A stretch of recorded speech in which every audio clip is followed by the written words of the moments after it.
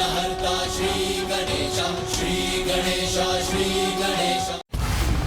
सुरासाई के हृदय में बस एक ही स्वर था, एक ही लक्ष्य था, प्रतिशोध और देवताओं का विनाश। पिता की चिता ने उसके क्रोध की ज्वाला को और भड़का दिया था। फिर क्या हुआ पिताश्री? क्या असुर कुमारी सुरासाई माया के उस चरम तक पहुंच सकी? हाँ पुत्र, असुर गुरु शुक्राचार्य ने उसे प्रशिक्षित किया और स्वयं सुरासाई ने भी अथक प्रयत्न किए और फिर शीघ्र ही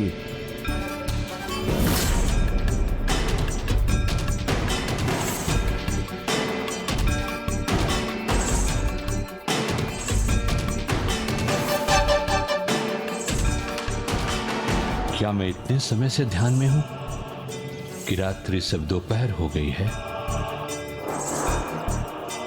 प्यास लगी है, जल चाहिए।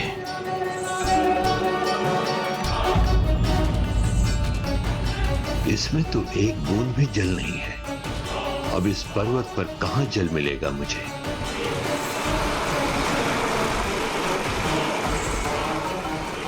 ये झरने की आवाज।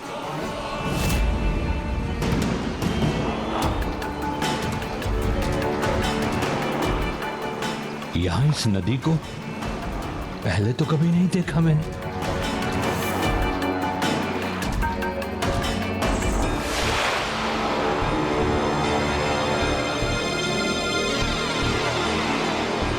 जल नहीं, इसमें तो मात्र कंकड़ पत्थर है।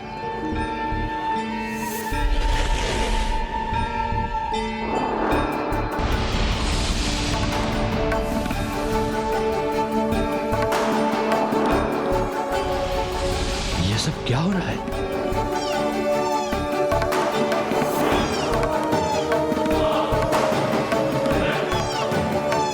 मृगौर यहां? सुरासाई?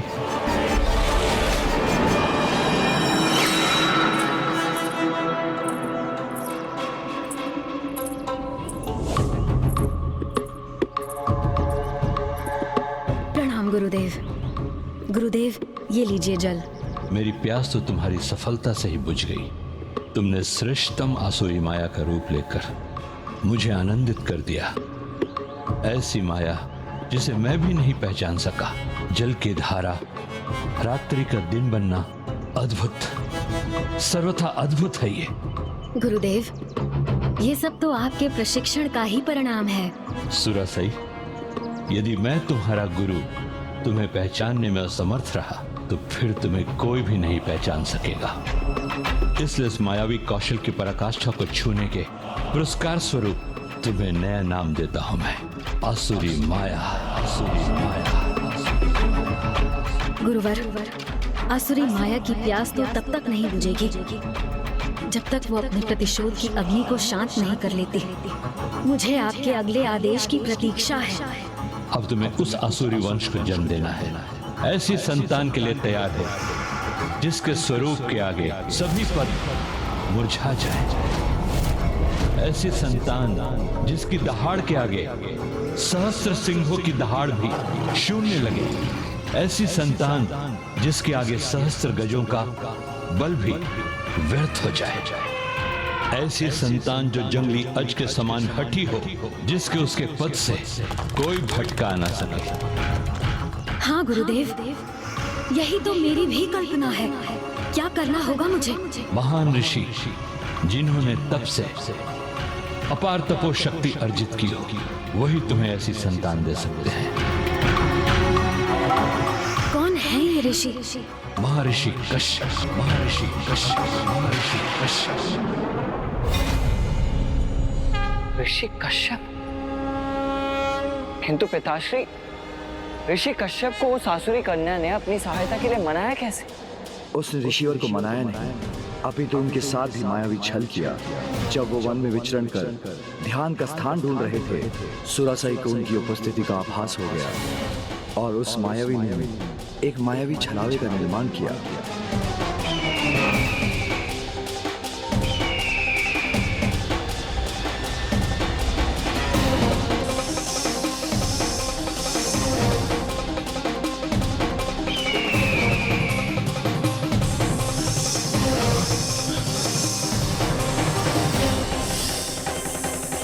ये सुरासाई के लिए उचित अवसर था जब उसने अपनी माया से ऋषिवर को अपने मायावी आश्रम की ओर आकर्षित किया।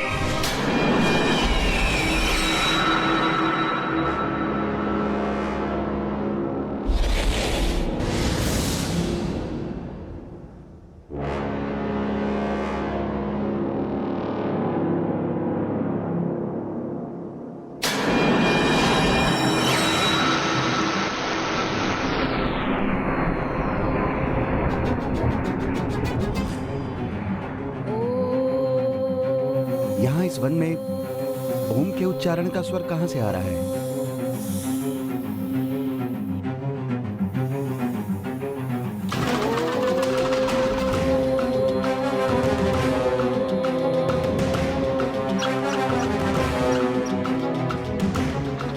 अद्भुत, दिव्य, अति सुंदर। मेरे ध्यान के लिए ये स्थान सर्वथा उचित है।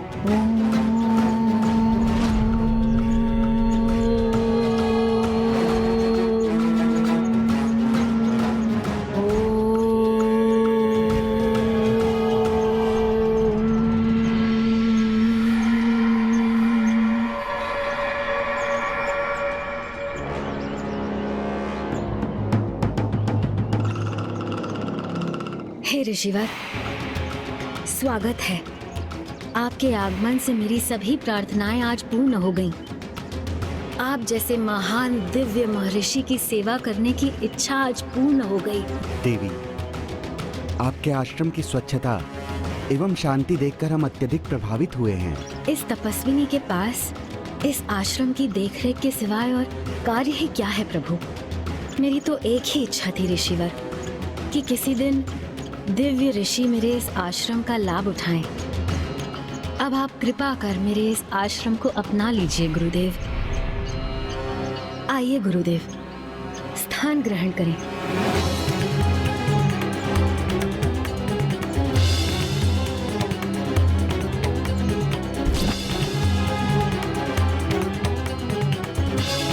अपने ध्यान के लिए उपयुक्त स्थान ढूंढ रहे ऋषि कश्यप ने अविलंब मायाविनी सुरासाई के आमंत्रण को स्वीकार कर लिया। इधर ऋषि कश्यप उसके माया जाल में उलझे और उधर सुरासाई उनके साथ छल करना आरंभ कर दिया। उस आसुरी राजकुमारी ने ऋषिवर की सेवा के लिए उस कीट का प्रयोग किया और स्वयं ऋषिवर की सेवा से मुक्त हो गई।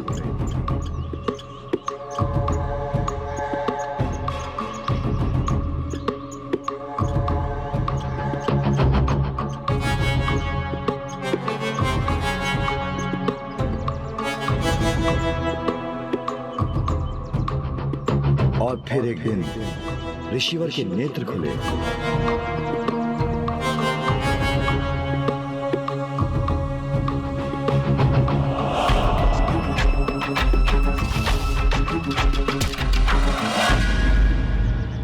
देवी, लंबे समय तक मैं ध्यान में रहा। आपने निस्वार्थ भाव एवं निष्ठा के साथ मेरी सेवा की है। आपकी सेवा से प्रसन्न होकर मैं आपको वरदान देना चाहता हूँ। कहिए देवी, क्या इच्छा है आपकी? आपके तप की सफलता और प्रसन्नता ही मेरा सुख है। मेरी और कोई अन्य कामना नहीं है। सेवा का फल ना मिले तो वो अनुचित होगा। आप मुझसे अवश्य कुछ मांगिए, मुझे अत्यंत प्रसन्नता होगी। आपकी जो भी इच्छा हो वो निसंकोच कहिए। मैं आपको वचन देता हूँ कि मैं उसे अवश्य पूर्ण करूँगा। मैं आपकी इच्छा को कैसे टाल सकती हूँ ऋषिवर? तो यदि आप मुझ पर कोई कृपा करने के इच्छुक हैं ऋषिवर, तो मुझे अपनी अर्धांगिनी के रूप में स्वीकार करें। मेरी संतानों के पिता बनना। उचित है देवी, मैंने आपको वचन दिया है। जैसी आपकी इच्छा वैसा ही होगा। महर्षि कश्यप को अपने माया जाल में उलझाने वाली ये तो महामायाविनी थी। हाँ पुत्र, असुर गुरु शुक्राचार्य ने उसे आसुरी माया में ऐसा प्रवीण बना दिया था। और फिर उसके तुरंत बाद ऋषि कश्यप ने उसे विवाह कर उसकी प्रथम इच्छा पूर्ण कर दी। और जब उसकी दूसरी इच्छा पूर्ण करने का समय आया तो सुरासाई ने एक और वचन ले लिया। हमारे पुत्र असाधारण होने चाहिए, इसीलिए वचन दीजिए स्वामी, हमारे दिव्य मिलन के समय आप मेरे रूप अनुसार रूप धारण करेंगे। विचित्र बात है, इसकी क्या आवश्यकता है? किंतु जो मेरे प्रति समर्पित रही है उसकी इच्छा पूर्ण करने का वचन मैं दे चुका हूँ। उचित है देवी, जैसी आपकी इच्छा।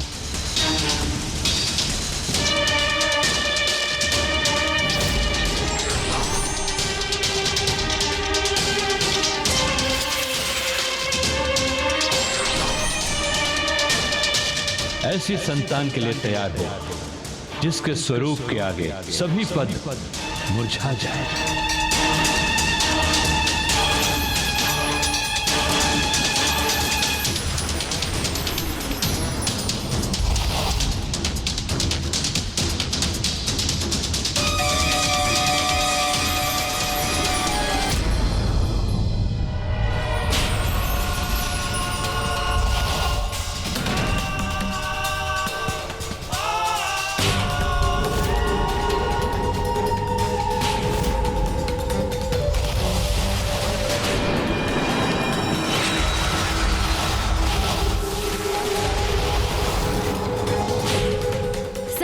पद्मों के समान तेजोमयी है मेरा पुत्र। मैं इसका नाम सुरा पद्मन रखना चाहती हूँ।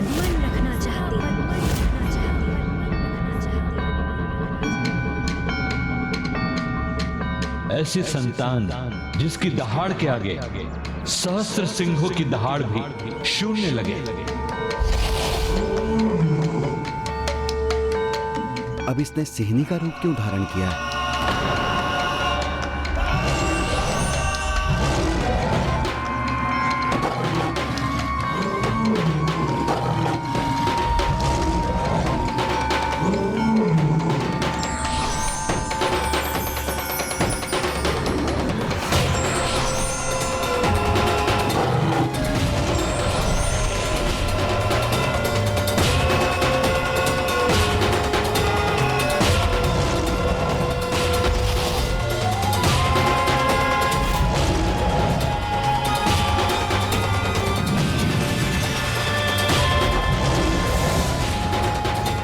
पुत्र, सिंह का मुख है तुम्हारा, इसीलिए तुम्हारा नाम होगा सिंहमुखन और ये तुम्हारी सेना होगी।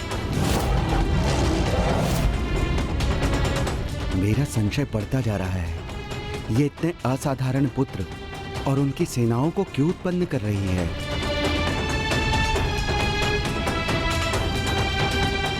ऐसी संतान जिसके आगे सहस्त्र गजों का बल भी व्यर्थ हो जाए।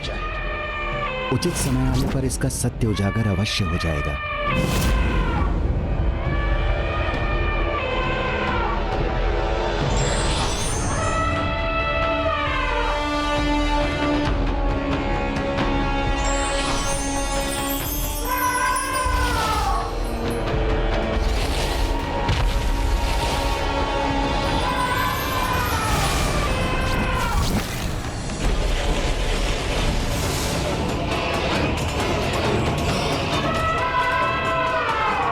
गज शीशधारी गजमुखन हो तुम पुत्र और ये तुम्हारी गज सेना।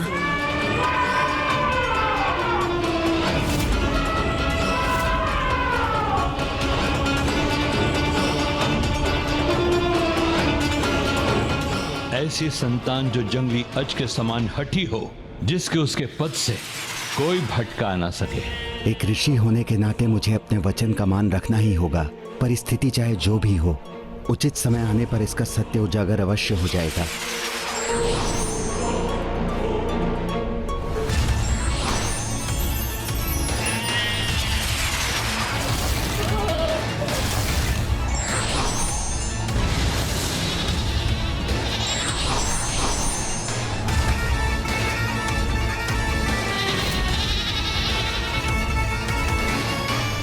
पुत्री अजमुखी,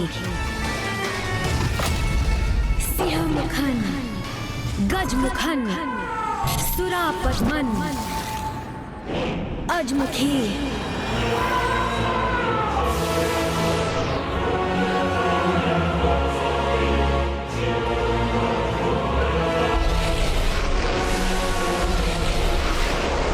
कोई अनिष्ट तो नहीं करना चाहती है ये? प्रणाम पिताश्री, प्रणाम माता। कल्याण हो पुत्रों, सदा विजयी भव। सदा विजयी भव।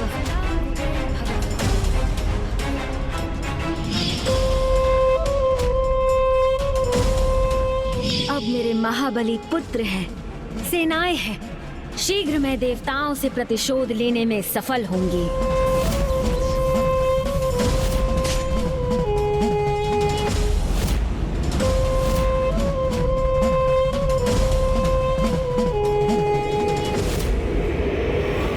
ऋषि कश्यप जैसे धर्मात्मा की संतान होकर भी वो सभी अधर्म के मार्ग पर क्यों चलने लगे पिताश्री?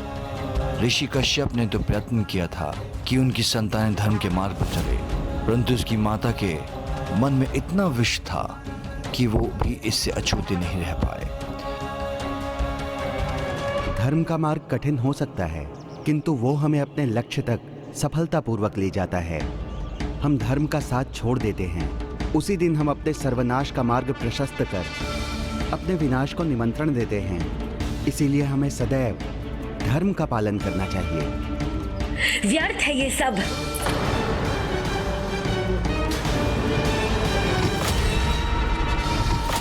मेरी संतानों को धर्म नहीं, माया का ज्ञान चाहिए। माया ही इन्हें सफल बनाएगी, अनेक ब्रह्मांडों पर विजय दिलवाएगी।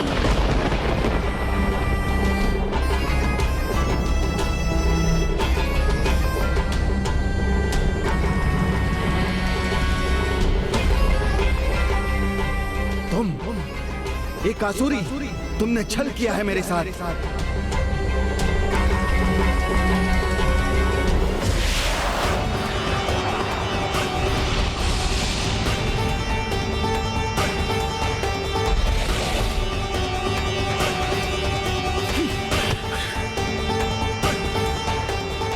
तो ये सब इसकी माया थी।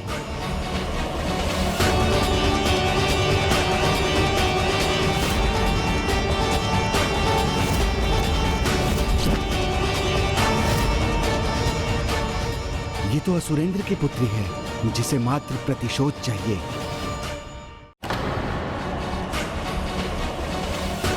मैं असुरेंद्र पुत्री ये प्रण लेती हूँ, 108 वर्षों तक दंडित करूंगी मैं। जिसके मन में मात्र प्रतिशोध की भावना है। तुमने मुझे छला अवश्य है, किंतु ये मेरी भी संतानें हैं, इन पर मेरा भी अधिकार है। अच्छाई और बुराई के भेद को ये भी समझते हैं। अब निर्णय इनको करना है कि इनको अपने जीवन में किसका चुनाव करना है, सत्य या धर्म के पथ का, या माया के ज्ञान का।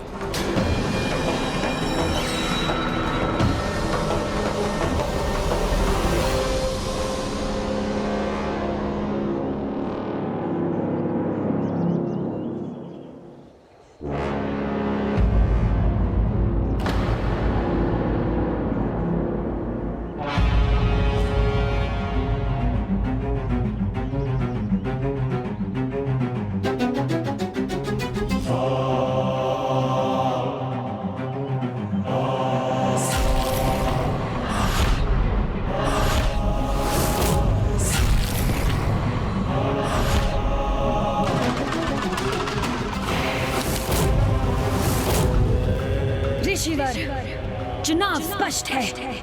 अब बस मुझे इन्हें इनके लक्ष्य तक पहुंचने का मार्ग दिखाना है।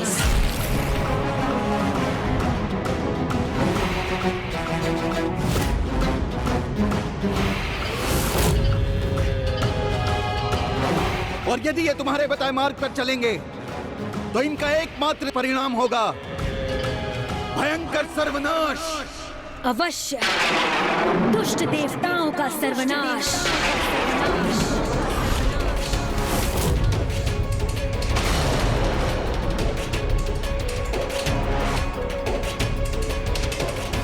अपनी संतान के मन में उसी प्रतिशोध के बीज का रोपण करने के लिए उनकी मां ने अपनी संतानों को वो स्थान और उनके नाना की मृत्यु के दृश्य दिखाए। मैं असुरेंद्र पुत्री सुरासई सुरासई ये प्रण लेती हूँ, 108 वर्षों तक दंडित करूंगी मैं, 108 ब्रह्मांडों को रिक्त कर दूंगी तुम देवताओं से। आपका प्रण हम अवश्य पूर्ण करेंगे। किंतु इसके पूर्व इन्हें एक सुरक्षा कवच की आवश्यकता है, जो इन्हें महादेव के वरदान से प्राप्त होगा। उसकी संतानों ने मेरा तप आरंभ करने में तनिक भी विलंब नहीं किया।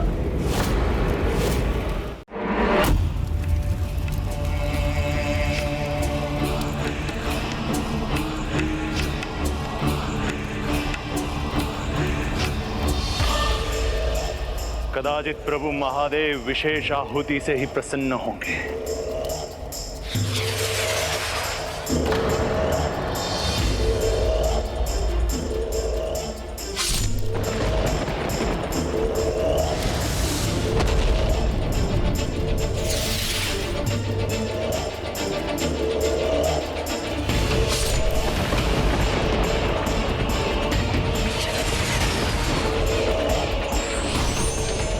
ये भी पर्याप्त नहीं है प्रभु। कोई बात नहीं, मैं इससे भी बड़ी आहुति के लिए तैयार हूं।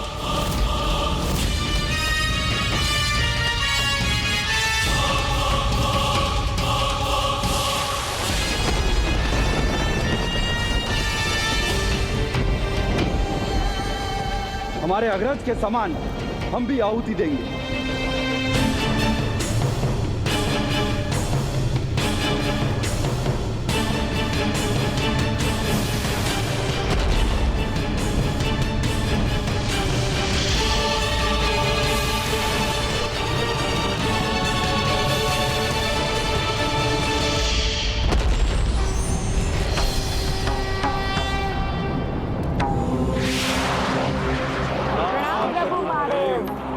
कहो, क्या चाहते हो तुम?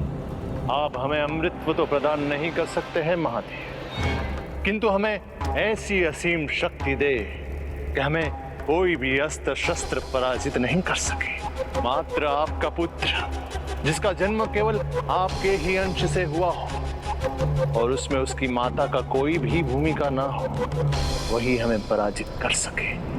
और प्रभु हमें वरदान दे कि इस देवलोक के साथ समस्त 8 ब्रह्मांड हमारे अधीन हो और इस ब्रह्मांड में सबसे तीव्र गति से चलने वाले रथ का स्वामी मैं बनूं। मेरा शरीर इतना अभेद और शक्तिशाली हो कि अगर उसके 2 भाग भी हो जाए तो वो स्वतः संपूर्ण बन जाए।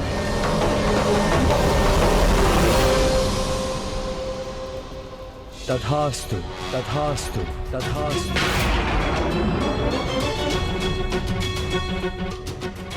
अर्थात भैया कार्तिकेय ही सुरापद्म का वध कर सकते हैं? हाँ पुत्र।